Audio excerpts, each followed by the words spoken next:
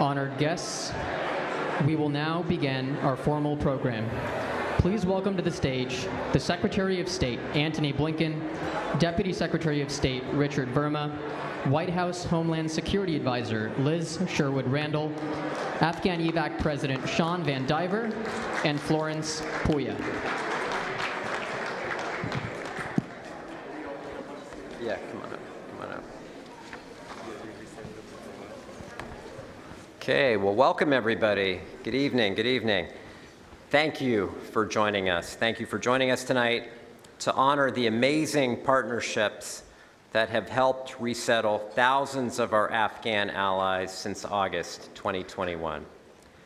The U.S. government, in partnership with many of the organizations here tonight and countless more, has undertaken significant efforts to relocate and resettle 183,000 Afghans who faced risks following the end of the U.S. operations in Afghanistan. This collaborative initiative reflects a commitment to safeguarding allies, including interpreters, civil society leaders, women leaders, and their families, who stood beside the United States for over 20 years. They partnered with us to build their country in a way that reflects the true ideals and values of Afghanistan and to secure a brighter future for themselves and their families.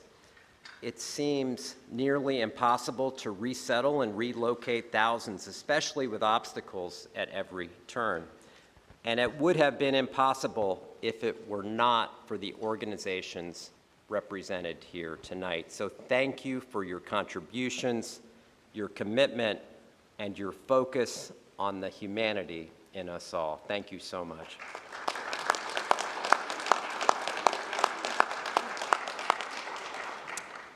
It's now my honor to introduce the Secretary of State, Antony Blinken.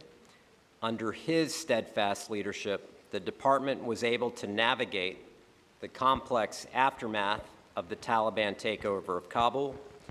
His unwavering dedication has been instrumental in our efforts to resettle and relocate our Afghan allies. Mr. Secretary, thank you for everything that you've done. The floor is yours. Thank you. Thank you. Thank you. Thank you, everyone. Good evening. First of all, welcome to the State Department. It's wonderful to see this particular group of extraordinary people gathered here this evening. And I'm going to say at the outset, I'm going to be rude. I'm going to have to leave immediately upon sharing a few thoughts with you because I've got to catch a plane to head to Europe, but I did not want this day to go by without having a chance to spend a few minutes with you and to take account of the remarkable work, the life-changing work that so many people in this room have done. For decades, we've had Afghans, as you heard from Rich, from all walks of life, taking extraordinary risks to build a more peaceful, a more prosperous, a more inclusive country. They fought for equal rights for women and girls, for freedom of religion, for democracy, and so many over years, especially the 20 years preceding the Taliban takeover, worked side by side with U.S. diplomats, U.S. soldiers, with international organizations, with others, all with the purpose of advancing progress for the Afghan people. Interpreters, some ran education programs, others provided medical care, each and every one extraordinary in their dedication to their country, to its people, to their future. When President Biden ended America's longest war, he made a commitment that the United States would always stand with our partners, including by continuing to facilitate relocation, resettlement, by bringing people to safety. And we're all here tonight because we shared in that commitment. We shared in that pledge. In 2021, as the Taliban took over Afghanistan, people from around the world jumped into action to evacuate our Afghan partners and their families. Let's take our friends in civil society, first and foremost, who've done such remarkable work. And I would start with, I'm always trying to find the right words to describe Sean. Indefatigable, unstoppable, but Sean Van Diver, who's been such an extraordinary leader in this effort.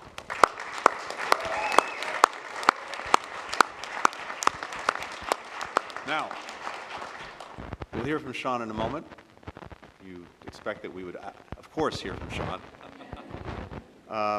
But along with members of the Afghan Evac Coalition, he dropped everything and worked around the clock, literally around the clock, to help Afghans escape. Over the last 3 years, so many of you have continued to go to extraordinary lengths to deliver on this shared commitment to the Afghan people. Qatar, the United Arab Emirates, Albania, Kosovo, the Philippines, and other countries have all provided safe haven for Afghans on their way to their new homes. Colleagues across the department, across the United States government, led with diplomacy to build this international network. They reviewed sometimes incredibly complex cases with care, with compassion, and with determination. Partners on both sides of the aisle in Congress have provided critical funding and legislative authorities where necessary, including two members who are here with us tonight, Representative Scott Peters, Senator Chris Coons, and I'm so grateful to them for their leadership and their work. Thank you.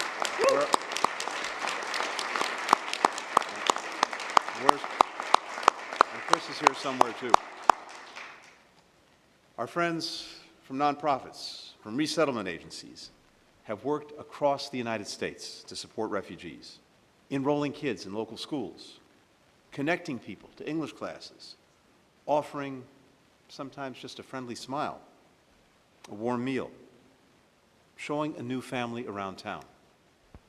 In 2023, the State Department launched the Welcome Corps, a program that empowers American citizens to act as sponsors for refugees in their communities. And I have to say, as I've seen this take root in all 50 states, people coming forward in their communities to sponsor Afghans, it's been quite remarkable. And I think it speaks powerfully to the desire across our country, across our communities, again, in every state, to do just what the Welcome Corps says, to welcome new Americans to our shores so that they can continue the story of our country. Last year, we grew our collaboration with Afghan Evac and its 200-member coalition of organizations and nonprofits. Together, we've pooled resources. We've made the resettlement processes more efficient than they were. We coordinated our efforts more closely with other civil society groups. As a result of these partnerships, as a result of this extraordinary effort, nearly twice as many Afghans came to the United States in 2024 than the year before. More than 3,000 refugees, hundreds of them Afghans, have built more than new lives. They built new lives here in America, in our cities, in our towns, because of this Welcome Corps program. And so far, more than 125,000 Americans have applied through Welcome Corps to be sponsors. Again, that speaks volumes about the heart of this country.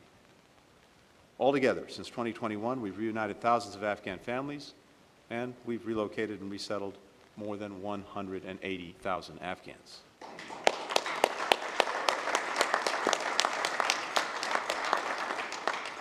And what are we seeing as a result? We're seeing new friends, new partners, new citizens-to-be, enriching businesses with their talents, bringing their knowledge, their perspective to our schools, sharing parts of their culture, their food, their music, with their neighbors, enriching this country. Afghans have become an integral part of our communities, and we've seen that take place in a very short period of time. Now, having said all that, I think everyone in this room knows that we still have a lot more to do. A lot more to do for Afghans in our country, a lot more to do for those who are still on the way. We need to expedite the resettlement of Afghans from countries that have offered them temporary shelter. We need to find more countries that are willing to offer to provide them permanent resettlement. We need our colleagues in Congress to expand access to special immigrant visas. And we need this extraordinary network of partners to continue their heroic efforts.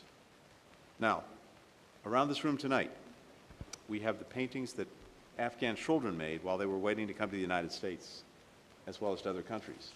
And you see them here behind me and all around the room. They left some colorful handprints. They drew loved ones. One child included lines from the poet Rumi at the bottom of her painting, a call to sow, and I quote, the seeds of kindness and of love. Now, like many of you, I've had the privilege to meet with some of these remarkable young people all around the world. I've been struck time and again by their determination, by their resilience, by their bravery. They've shared their hopes with me, they've shared their hopes with you, to finish their education, to become fashion designers, to start their own businesses. Many of these kids will now be able to pursue their dreams in safety. And that is thanks, in large part, to everyone in this room. So, we all get to do lots of different things in our lives, in our careers, whether it's here at the State Department or in the work that each and every one of you is doing. But it's not often that you get the opportunity to actually make such a profound difference in one person's life, in a child's life, in a family's life.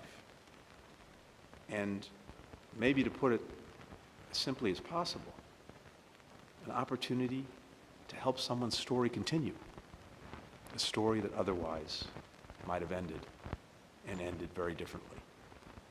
So, to each and every one of you, thank you for these extraordinary contributions you've made to helping stories continue, the extraordinary difference you've made in people's lives.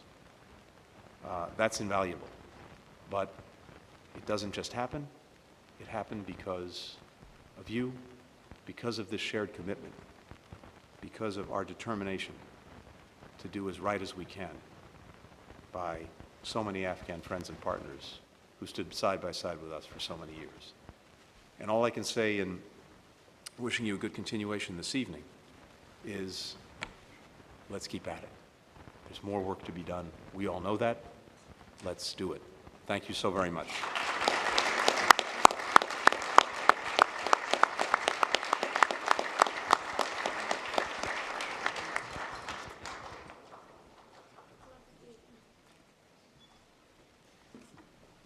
Mr. Secretary, thank you so much.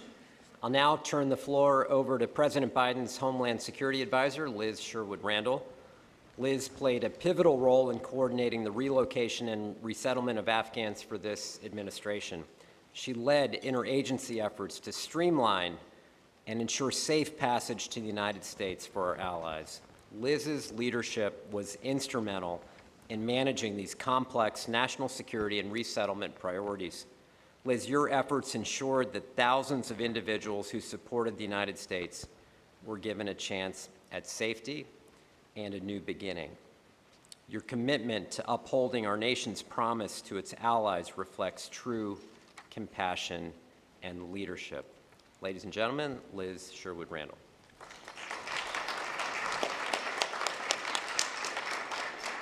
Good evening, everyone. What a joy it is to be here with you tonight. Thank you, Secretary Blinken, who I think is headed out the door now, and Deputy Secretary Verma, my friend Rich. It's really an honor to be with you here for this meaningful celebration of what we have accomplished together in our efforts to welcome our Afghan partners to our communities. These efforts, to quote Hillary Clinton in another context, take a village, and you are the village. This would not have been possible without you. The fact that we were able, as you've already heard and you know, to relocate to the United States more than 180,000 Afghan newcomers since August 2021 has depended so much on our civil society partners. You have been our secret sauce of success. Without you, this would not have worked. You have represented You are represented by many of the organizations here tonight, but there are also many who aren't here tonight because there are so many across the country. I'm looking at my friend Kari McDonough, who's taught me so much about the generosity of spirit and the openness of our communities, the desire to play a part in this process. And we want to express our gratitude. So for those of you who are here, please communicate out to those who are not how thankful we are for your tireless efforts all throughout this process from the very beginning. You brought us ground truth and the insights into where things were working and where things were not working. And honestly, Rich told you that I ran this process. A lot of things did not work at the outset, and a lot of things we had to make up from scratch. And so we found that our communications were not working with our Afghan partners. They weren't working with our communities. We needed to fix that. Our bureaucracy was not built to move as fast as the situation required. We needed to build a whole new system of welcome. You brought your creative ideas to us to overcome many challenges. And those challenges that we overcame have also informed our ability to welcome new communities of people from other places in the world to our homeland since then, because we learned so much from that effort. You kept us focused also on implementation of our enduring welcome commitment. You have helped Afghans apply for relocation programs. You've helped validate their employment or their U.S. ties. And you welcomed newcomers into your own homes. I know this again, Kari McDonough, who has had an Afghan family arrive very recently to stay with her and with her husband, the Secretary of Veterans Affairs, before moving into their own apartment. And now Welcome Corps, of course, is built as an enduring legacy for our country to help future generations come to our country and build our strength. Indeed, you've reminded us what many of our own families went through when they came to this country, whether they came decades ago or more recently, century ago perhaps, as my grandparents did, great-grandparents did, or just in the last few months. Settling into a new country is hard. Making connections in a place where you don't yet have the language and where there are completely new customs. You do depend on the kindness of strangers and the willingness of government at the federal, state, and local level to help you, and especially if you're also still fearful for those you've left behind, as is the case with our Afghan partners. So I just want to underscore today that this effort, which reflects the strength of this Department of State and all the diplomats here today, I see so many of my colleagues who've been essential to this mission. Holly Holzer is standing right there, John Bass next to her. You have been key to this whole endeavor from the very start. We together have undertaken a noble effort that truly showcases the best of who we are as Americans, helping the Afghans who stood with the United States, and in so doing, helping our fellow Americans to be open to the continuing promise of America and to fulfill the obligation that many of us feel to our partners. So on behalf of President Biden and the whole White House team, I want to thank you. You remind us of why this vital work must continue, and we are grateful for your fidelity to this cause and the friendships that we have forged through the good, hard work that we have done together. Thank you again.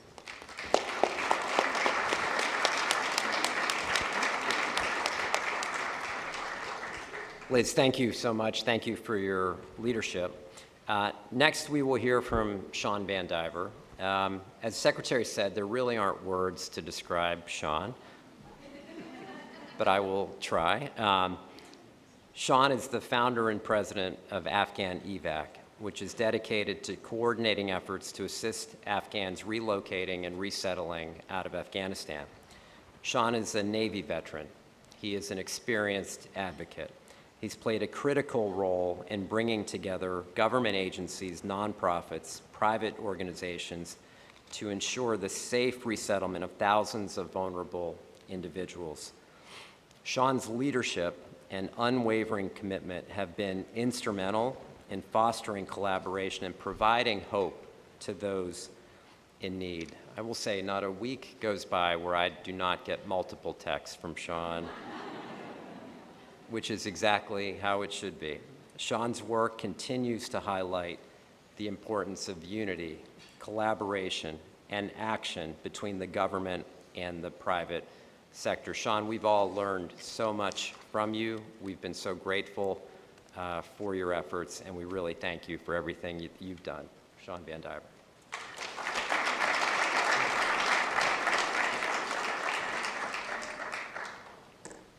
All right. Good evening, everyone. As we gather here in the Benjamin Franklin Room, named for America's first diplomat, surrounded by art created by our Afghan friends, I'd like to start by reflecting on the wisdom of Franklin himself. He wrote this prayer, that I may have tenderness for the weak and a reverent respect for the ancient, that I may be kind to my neighbors, good-natured to my companions, and hospitable to strangers. Franklin picked his words carefully. That I may. He recognized that these virtues were not a given. They're a choice. The work that we've done together over the last 3+ years to support our Afghan allies is an embodiment of the virtues that Franklin extolled. To honor the hospitality and kindness that America strives to embody, to welcome those who come to our shores seeking safety and opportunity, to help those who have helped us. Franklin recognized that these things don't just happen. We must choose to make them happen. Then we must strive toward them, hourly, daily, continually. So tonight, we're here to celebrate the successes that we've shared together, to acknowledge the reality of the challenges that we still face, and to urge our nation to continue to choose to support our Afghan allies, to keep our promises, to be kind to our neighbors and hospitable to strangers. In short, to choose to do the right thing. Before I go any further, I want to give a special acknowledgement to Rashani Mansour for her incredible work in organizing this event. Rashani, where are you at? She's right back there. Rashani, your attention to detail, your creative vision, Terrence putting all the frames together for this art, you brought this evening to life. And now that I've thanked you, it's time for me to apologize. She gave me a time limit. And I think you guys know I'm not that good at protocol. So buckle up, everybody. I'll apologize to you too, also Rich. Thank you, Deputy Secretary Verma, for your kind words and for hosting us in this iconic space. Truly, folks, look around, walk around. They probably won't stop you. Go in all the rooms. A thank you to Secretary Blinken. I know he's on his flight. He delayed his flight to Europe to go do the relentless diplomacy that he's famous for, to come here and talk to us. He's had an extraordinary and steadfast commitment that has been so indispensable to this effort. It's set a standard that we should all strive to meet, an example that we should continue to follow. Thank you to Dr. Liz Sherwood-Randall, who, along with Curtis Reed and John Feiner, have all, at various times, been my break glass in case of emergency, whenever urgent action was required, but not happening. And I wish I could thank every other non-government and government person in this room. Our relationships have been forged in fire, but the truth is that the commitment of this whole administration to our Afghan allies has been marked by remarkable creativity. We try, we fail, we try something new. The willingness to consistently collaborate, to innovate, and to take constructive feedback is precisely why this effort has been so successful and effective. I also want to express my deep gratitude to our international partners who are in attendance from Qatar, Albania, Kosovo, Pakistan, the Philippines, and more. Without your support, this work just wouldn't continue. Please, let's give a round of applause for our international partners.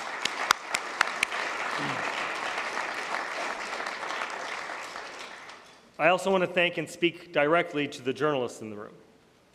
The stories you report shape how people understand this work. They may not always seem sexy or dramatic, but they matter. This partnership matters. Your words can honor our combined efforts and inspire others to believe in what's possible when government and civil society work together hand in hand. This issue remains in the news, however sporadically, because of so many of you and your colleagues who worked alongside our mission in Afghanistan, keeping government honest and sharing the stories of those impacted. So look around, meet a source, make a friend, even if it's an off-the-record friend, but please continue to tell this story. Make sure history and the American public know what we all in this room have done together. For the last 3 years, we, all of us here, and those out there who couldn't make it, have worked together in various ways to support Afghans desperately seeking a chance at a better future. We've helped friends and strangers alike to navigate overly complicated government systems, to overcome seemingly insurmountable barriers, and, in the best cases, to reach safety and the opportunity to build a new life here in the United States. This incredible partnership of veterans, volunteers, nonprofit leaders, congressional caseworkers, and government officials from all across the American experience is an unprecedented story of collaboration and civic engagement, of lives changed and futures changed, one worthy of being told and retold. For Afghan Evac, it started with several people who I'm happy to see in this room today. I think back to that very first meeting on August 16, 2021. Chris Purdy and Camille Mackler and Steve Miska from Evacuate Our Allies, Lauren Voss from No One Left Behind, Joe Sabo from Team America, and so many more convened to make sure that we were deconflicting our efforts, broadening communications, and finding ways to stretch the collective resources that we had. I think about that first meeting with government, September 13th, 2021. Our partners at Task Force Pineapple had just met with the chairman of the Joint Chiefs, and I flew in for a quick follow-up, having gained entry thanks to March Bishop and Heather Callahan and Pat Callahan. You guys still glad you put me in that room? Scott Mann, Chuck Rush, Mike Jason, Joyce Schanenberger, Alex Plitzis, and so many more were in that meeting that first day. Also in that room, on the other side of the table, were Becky Zimmerman, J.P. Feldmeyer, and now Ambassador Timmy Davis.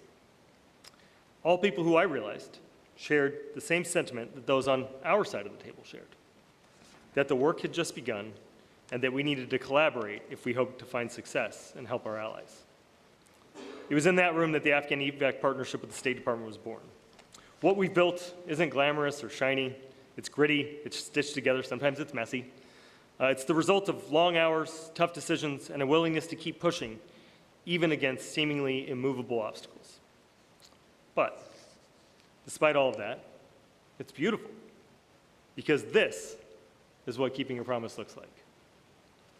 Together, we built an unprecedented partnership between government and civil society that is helping people who risked everything to stand beside us. We have built something that should serve as an example for the future when crises arise. We know they're coming. We know they're going to arise. The Afghan poet Rumi wrote, "Know that from ruin you can find treasure." When Kabul fell, we were faced with ruin, chaos, heartbreak, unimaginable loss. Lives were lost, dreams were dashed, and hope seemed distant. But in that ruinous moment, there were glimmers of hope. All of you. We saw thousands of people from across the globe volunteer their time, talent, and treasure to make a difference, to keep the promise that Americans made. Since then, we've assisted families in need by providing direct aid in the form of food, shelter, and medical care. We've helped people fill out and refill out complicated paperwork and understand complex government systems. We've uncovered gaps and overlaps in bureaucratic processes and pushed to fix them. We have demanded better communications and greater clarity for those facing uncertainty and fear. We have refused to take no for an answer or to give up on successfully delivering on the promise of America. This effort, funded at about $2 billion a year, is a fraction of the $2.23 trillion spent on the Afghan war. Its impact should be measured not just in dollars spent, but in lives saved. Our work ensures that even though the war has ended, we continue to honor our commitments, not just as a policy choice, but as a moral imperative. Because of our combined efforts, over 180,000 Afghans have arrived in this country since August of 2021 and been given a chance to pursue their own American dream. Together, the push and pull of government and civil society, of people in power and people with passion, has moved mountains. The ruin cannot be undone, but the treasure lies in those lives rebuilt, those families reunited, and those futures renewed. I wish I could name and thank every single person who contributed to Afghan Evac's success and the success of our entire larger movement. But the sheer size of this community, in and out of government makes it impossible to acknowledge everyone who deserves recognition. Thousands of individuals have dedicated countless hours to this work, most often without any compensation or recognition. To get this work done, many, including many in this room, have gone into debt, they've lost time with their families, some have lost their families, and sacrificed their own mental and physical well-being. But let me say this, each of you in this room, and those of you who are watching on the live stream and couldn't join us, each of you changed someone's life for the better. You belong here. You are deserving of this recognition that this event symbolizes, and so much more. I do want to acknowledge two Afghans whose presence here is especially meaningful to me personally. My friend and brother, Abdul Manan, many of you probably know him as Lucky, texted me from a mountain in Irgun on August 14, 2021, asking for help. So many of you got similar texts. He was the inspiration for the organization Afghan Evac and the person responsible for my involvement in this effort. I also want to recognize the incredibly brave Florence Puya, a brilliant young leader who embodies the resilience and promise of Afghan women, and who's forging a path as an MIT aerospace engineering student and our Afghan Evac youth ambassador. You'll hear from her a little bit later. And I would be remiss if I didn't acknowledge several key individuals from government who made this partnership so successful. Ambassador John Bass, Ambassador Timmy Davis, Ambassador Beth Jones, Karen Decker, J.P. Feldmeyer, Scott Weinhold, Rena Bitter, Susie George, Allison Wong, and so many more who have helped stand this effort up and keep it moving. The incredible work that the current CARE team is doing under the leadership of Mayor Tekach, Darian Akins, Pamela Bates, Dan Forbes, and so many others. Back in the fall of 2021, we set a goal which became Enduring Welcome. And at the time, it seemed lofty and out of reach. But these folks at CARE brought it into reality. And as a result, thousands of Afghans are joining our communities every single month. I also want to lift up two members of the Afghan Evac team who transitioned into government roles early on and have made an outsized impact. March Bishop and Jessica Bradley Rushing took the U.S. government by storm when they joined CARE, bringing the knowledge, tenacity, and heart to this work that defines so many of the volunteers and workers who have made such a difference these last few years. Together, you've both transformed bureaucracy into a tool for good, something so rare and extraordinary. I also want to thank Congressman Scott Peters, who's here today. He has been with Afghan Evac since before it was Afghan Evac. Like, he's literally the first person I texted when Lucky called. He also officiated my wedding. He's a good dude. Congressman Zach Nunn, who has been a member of our coalition since the early days as a founder of Task Force Argo, has been a strong advocate. He will be at our happy hour later. Come to tonic, everybody. Both members have been strong partners to Afghans and incredible allies. And finally, Senator Chris Coons was here earlier. He has been such a strong partner to Afghans, Afghan Evac, and to the State Department team executing this work. It's thanks to these people and many more, our teams have done things that many believe to be impossible. Despite all of that, the reality is that challenges remain.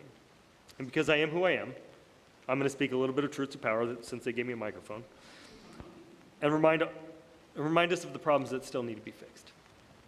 It still takes years, far too long, for our allies, for our Afghan allies, to get through the various hurdles that we've created before they can reach safety. Communications, both within our systems and with the people we aim to serve, remain inconsistent and often inadequate. Family reunification remains elusive to so many. And fundamentally, our immigration system still doesn't meet the urgency of the needs of today. These challenges temper our celebration tonight. We must continue to push forward, demand better, and do more for those who have earned their chance to start fresh in America. And as we gather here tonight, the uncertainty of a new administration looms large. Priorities may shift, approaches may change. A new administration brings fresh ideas, but it also brings the unknown. This work, the lives touched and the futures changed, must transcend politics, which is why our efforts, our advocacy, and our unity are more vital now than ever. The road ahead may not be easy, but guess what? The road behind was pretty bumpy too, right? If the past few years have taught us anything, it's that we've created a resilient team. We built this community to tackle hard challenges and create solutions, to kick in closed doors and build bridges, to find solutions and keep pushing, to ensure that the work of concluding a war is conducted with the same resolve and enthusiasm as the work of waging one. The good news is that many of us know the incoming administration includes individuals deeply committed to this cause. Most notably, Mike Waltz, the incoming National Security Advisor, is a friend to so many in this room and has shown profound dedication to supporting Afghan allies. His office is going to be right down the hallway from the President. I challenge all of us, and especially those stepping into new leadership roles, choose to continue this work. There are tens of thousands more Afghan allies who still need our help. So let's engage, advocate, and collaborate to ensure that the progress we've made is not only preserved, but expanded together. Remember, oh no, we're not done. We're close though. I know, I should have told you all to grab a seat. But remember, good things don't just happen, right? We have to choose to make them happen, like Ben said. Our collective efforts, rooted in grit and determination, have reshaped what's possible. We've demonstrated what it means to honor our commitments, to persist in the face of obstacles, and to act with integrity and humanity. The work isn't finished, but I know we'll face what comes next with the same strength and resolve, innovation and partnership that brought us together here tonight. Thank you. You made it. You made it.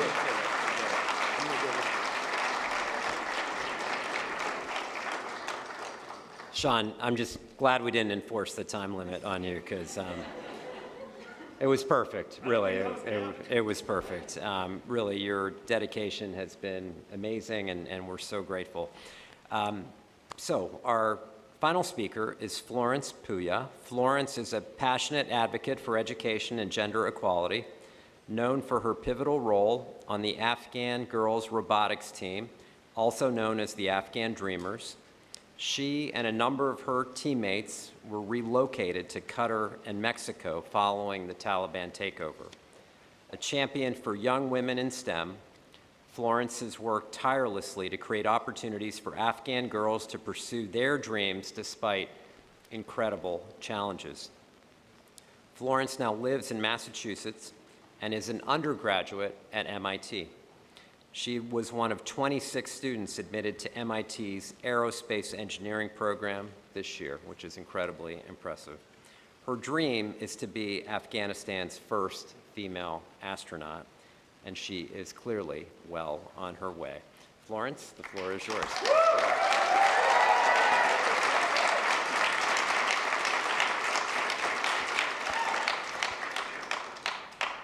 Good evening, everyone. It's my great honor to be here today as a youth ambassador from Afghanistan.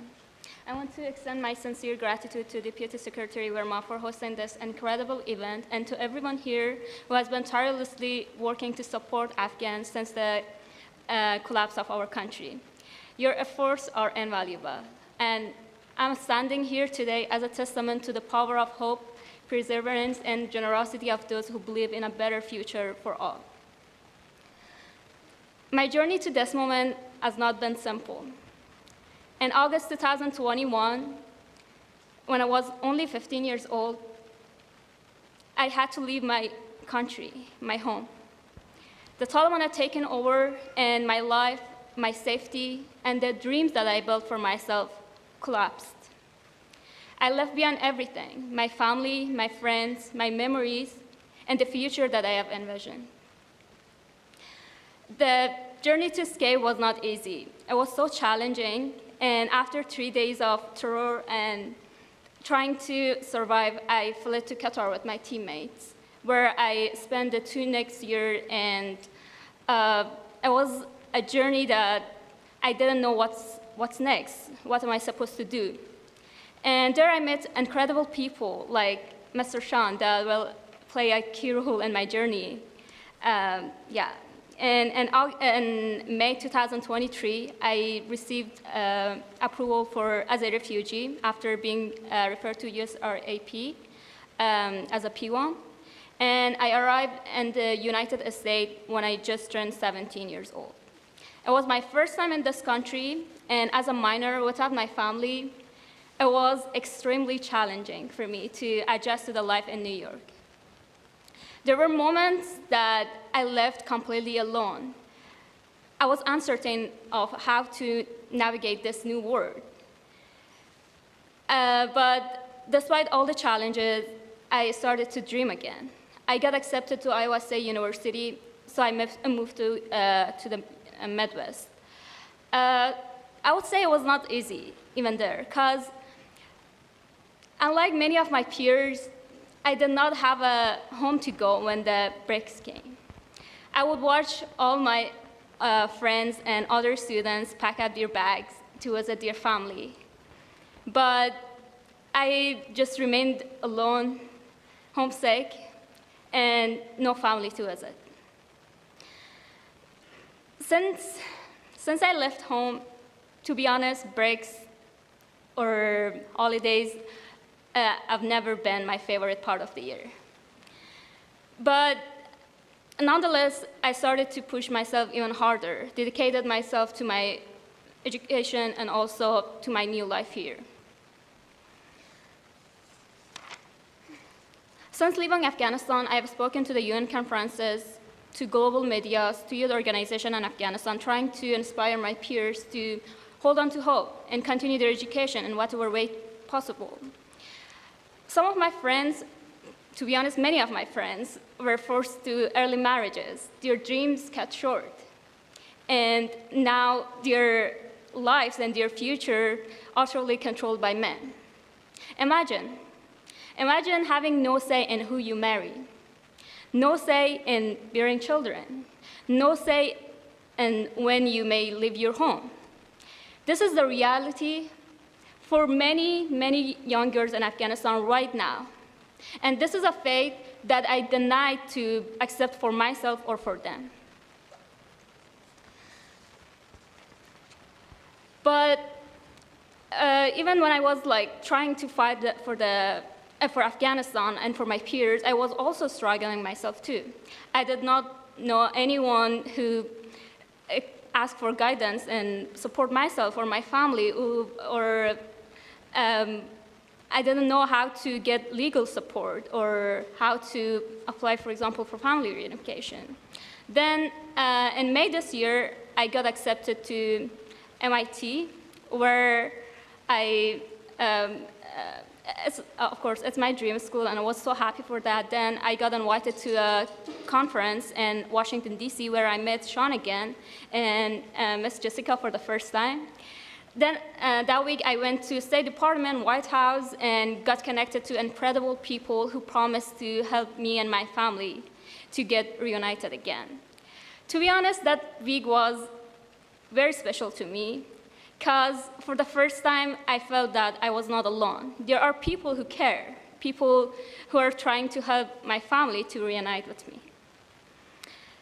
But the fact that there are still incredible and talented young women left behind in Afghanistan under the oppressive regime of Afghanistan really bothers me a lot. I can never stop thinking about them. Women in my country denied the right to work, to education, to walk down the street freely without a male escort. This is not normal, nor fair. Nowhere on this planet, any country subjected its women to such suffering. And here is an example of what Afghan women can achieve. I'm determined.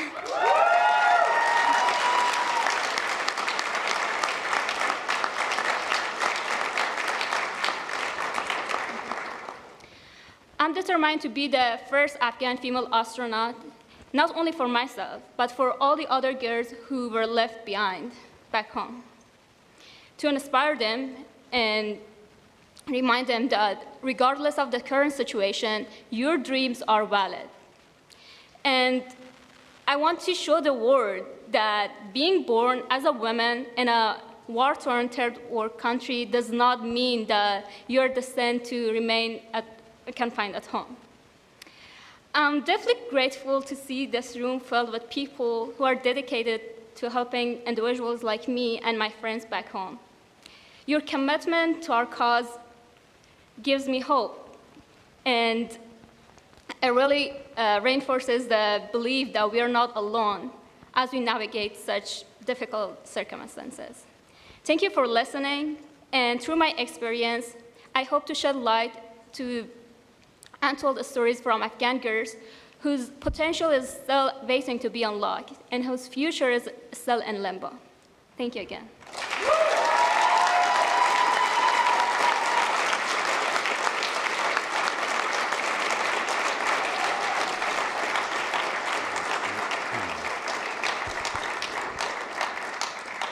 Florence, thank you so much. Incredibly moving speech, incredible story. And again, your story about education and perseverance, we all learned so much from it, so thank you.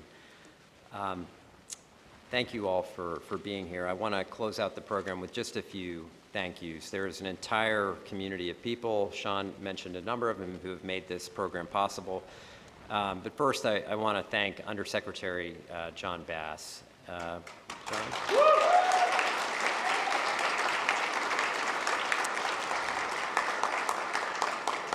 Simply put, without John, this program, this effort would not exist. We owe our deepest gratitude for your leadership, for your tireless efforts. Your dedication to ensuring the safety of those at risk has made an immeasurable impact on countless lives. Your work embodies the principles of compassion and service, and it has been and continues to be a source of inspiration for the entire State Department. To the Office for the Coordinator of Afghan Relocation Efforts, or CARE, its leadership team, Mara, Darian, and Dan Forbes, and the entire CARE team, you were asked to do something. Thank you.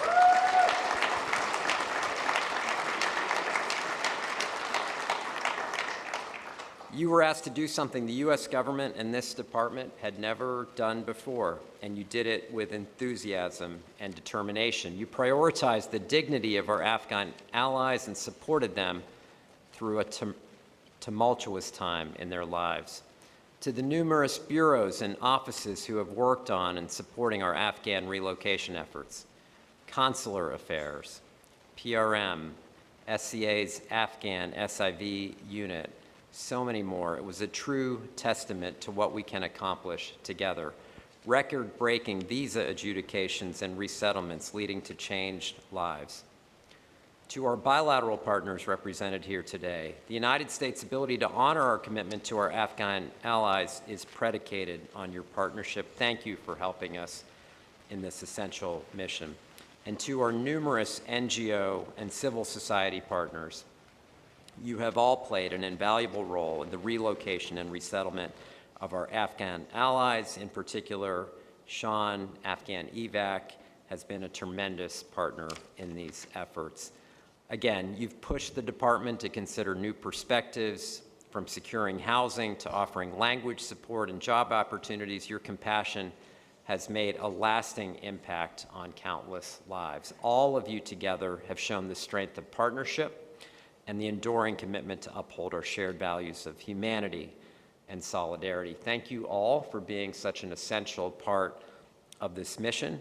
Thank you all for joining us here tonight to celebrate. Thank you all for continuing to work with us in the weeks and months ahead. I hope you leave here with a deep appreciation for the many accomplishments in supporting our Afghan allies over these past several years. And at this point, I'll invite our colleagues from the press corps to depart, and we will now proceed with the remainder of the reception. Thank you so much. Appreciate it.